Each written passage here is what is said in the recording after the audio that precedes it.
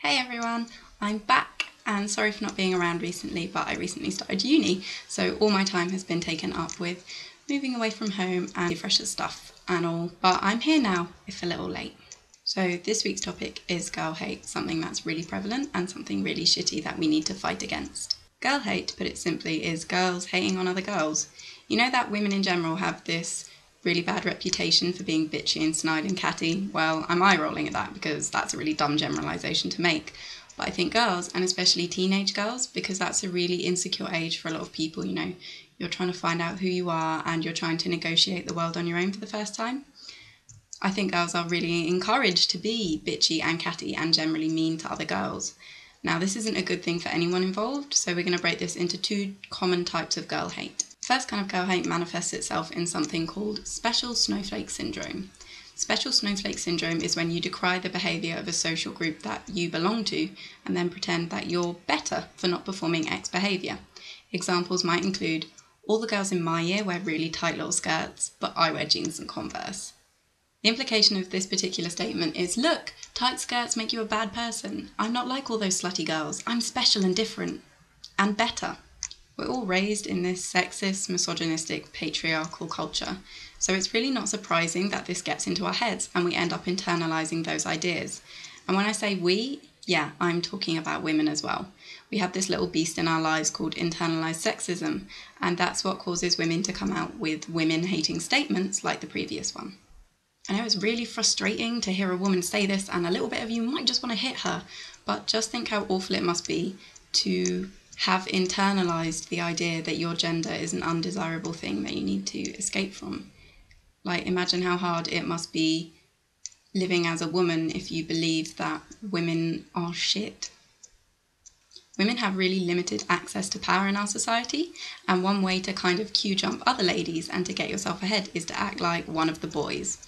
And that means putting down women in general in order to mark yourself as different to them, as more like a guy, and thus more powerful. Of course, if you end up framing yourself as an exception to the rule, then you're just reiterating the rule that women aren't as good. The second kind of girl hate is one that I think we all fall victim to. I know I've definitely felt it and done it before, and this is a much more personal girl hate, which is based on like individuals and interaction with them, and yeah, it is really prevalent. So you see a girl on the bus and she's really well dressed and she's really pretty and she's with all these people and they're laughing at her jokes and you're like, yeah, well, she looks kind of like really stuck up to me. Or you see a girl wearing a skirt you have and you're kind of a bit worried that she might look better in it than you do, so you think, oh god, well, at least when I wear it, it covers my crotch, unlike that slut. Or a girl is flirting with the guy that you fancy and you're like, what a whore, seriously, it's embarrassing, she's throwing herself at him, she has no self-respect. This kind of jealousy and hatred really isn't a healthy way to be thinking about other people, so let's address that. You need to realise that the reasons that you feel hate towards this girl have literally nothing to do with her. A lot of them, or a lot of the reasons we hate them and feel angry or jealous about them, is because we have our own insecurities. You worry that this girl might be cooler than you, that she might be prettier than you, that she might be having a better time than you. And this is ridiculous because somebody else being cool or being pretty doesn't make you any less of those things. We're encouraged to be in constant competition with other girls. I'm sure that rings true for a lot of you when you remember your teenage years. Who was the prettiest, who was the best dressed, who had the coolest, most expensive stuff, who looked like they just walked out of a Vogue photo shoot. Think of the plastics in Mean Girls. Everyone wants to be them and everybody hates them for winning this imaginary contest. I'm going to quote Rookie magazine here.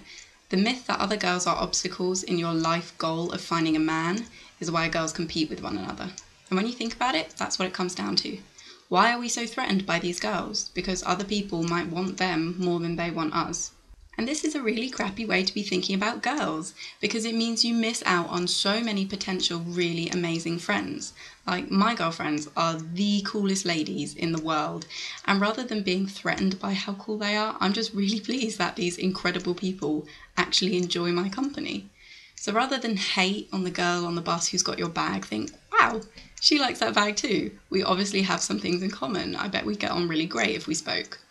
Rather than hate the girl who all the boys in your year seem to be in love with, consider the fact that she's probably really nice and easy to talk to if she has all these admirers. All these potential girl rivals that you see are girls, just like you.